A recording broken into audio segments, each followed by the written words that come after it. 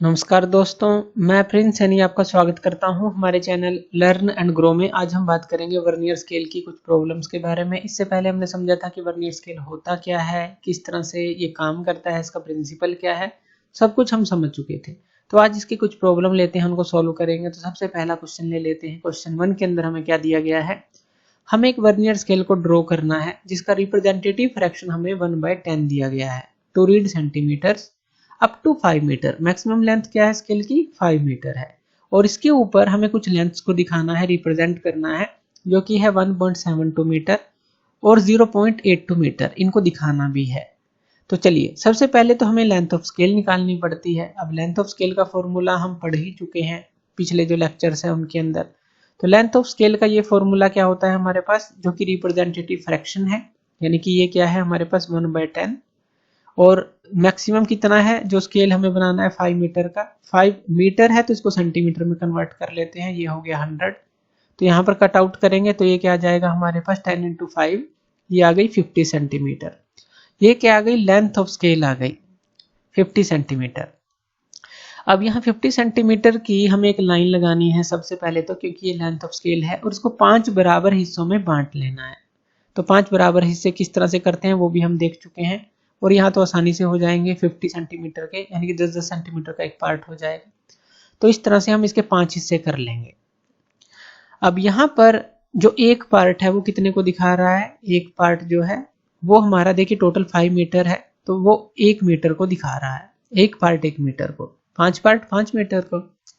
अब ये जो पार्ट है, पहला पार्ट है, इसको हम सब डिवाइड कर लेंगे 10 पार्ट में। क्यों? क्योंकि 1 मीटर जो होता है वो 10 डेसीमीटर के बराबर होता है। तो एक पार्ट 1 मीटर को दिखा रहा है, तो इसको सब डिवाइड करेंगे तो ये डेसीमीटर में आ जाएगा। तो इसको हम 10 सब पार्ट में डिवाइड कर देंगे। जैसे 0 है, 1 2 3 4, ये 5 हो गया। इसी तरह से यहाँ तक ये 10 हो जाएगा। तो इस तरह से जो है 10 डेसीमीटर हो जाएगा। 1 मीटर के अंदर 10 डेसीमीटर है। एक पार्ट 1-1 डेसीमीटर को दिखा रहा है। इसी तरह से हर एक पार्ट को, जैसे 1 2 3 4 यहाँ पर हमने नंबरिंग कर ली, हर एक पार्ट को इसी तरह से 10-10 हिस्सों में हमें डिवाइड कर लेना है।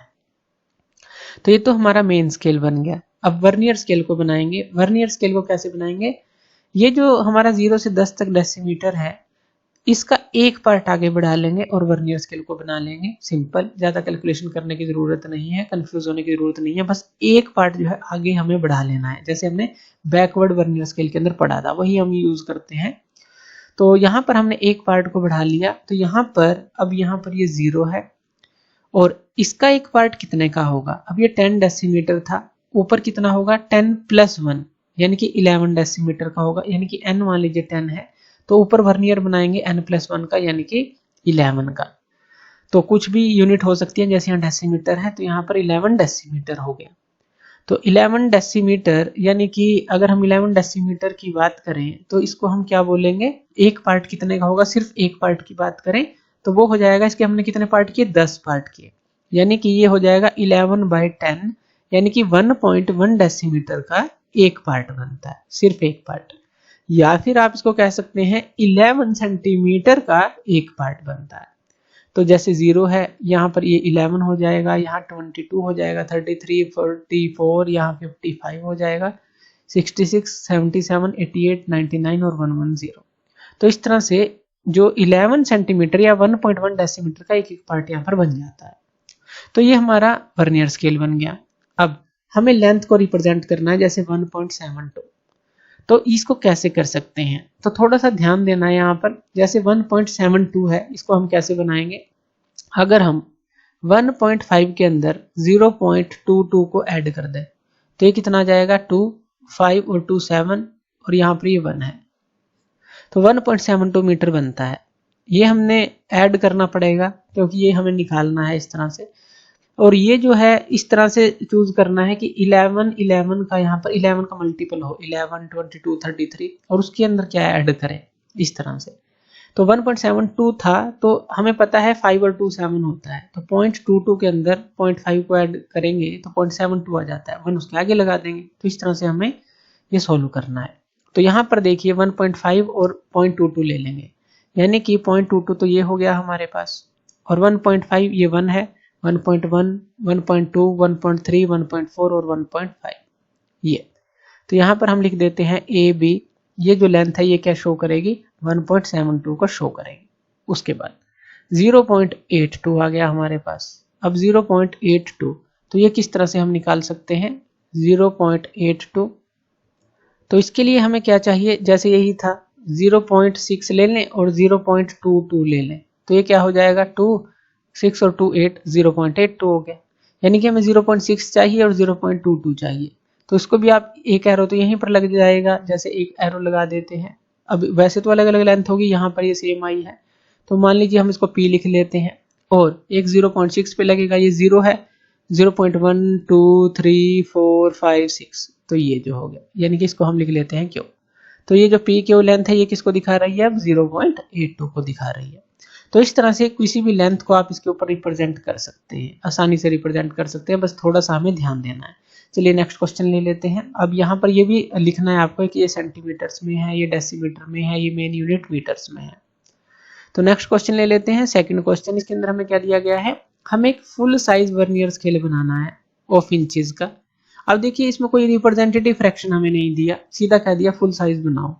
और 4 इंच का है 4 इंच का बनाओ, 5 इंच का है 5 इंच का बनाओ, पूरा बनाओ, कोई भी उसमें रेशो नहीं है, यानी कि एनलार्ज नहीं करना, रिड्यूस नहीं करना, इस तरह का कोई स्केल नहीं है।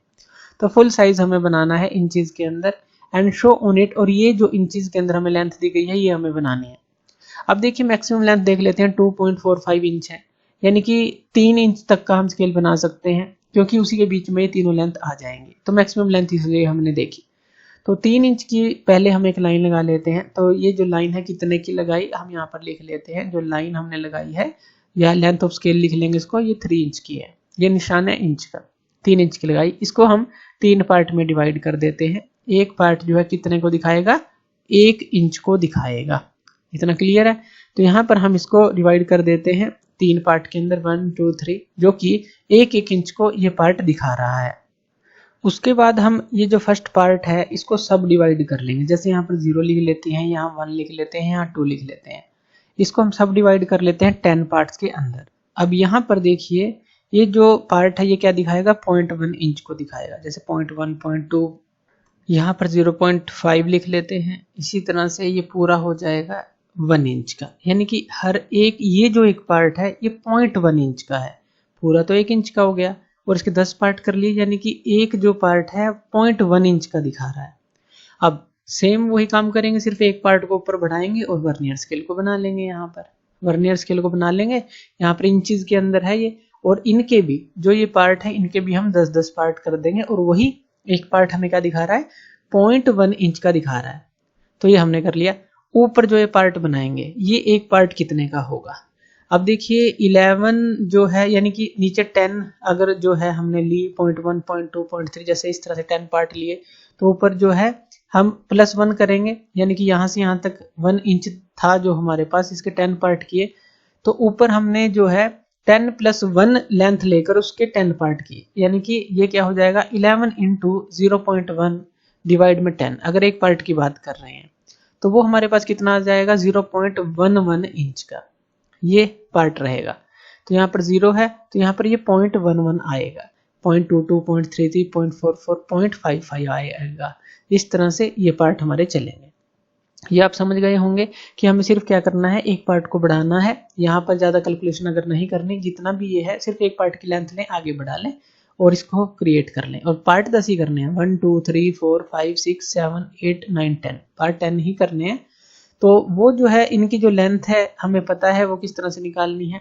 तो इस तरह से ये दोनों स्केल हमारे पास बन जाएंगे। अब हमें ये लेंथ हमें शो करनी है 2.45 इंच। अब 2.45 इंच किस तरह से शो करेंगे, तो चलिए इसको समझ लेते हैं। तो यहाँ पर लिख लेते हैं 2.45 इंच ये किस तरह से बनेगी। तो यहाँ पर अगर हम 1.9 के अंदर 0.55 को ऐड कर दें तो कितना बनेगा, 5, 9 और 1 10 और 4 14, और ये क्या बन गया 2.45।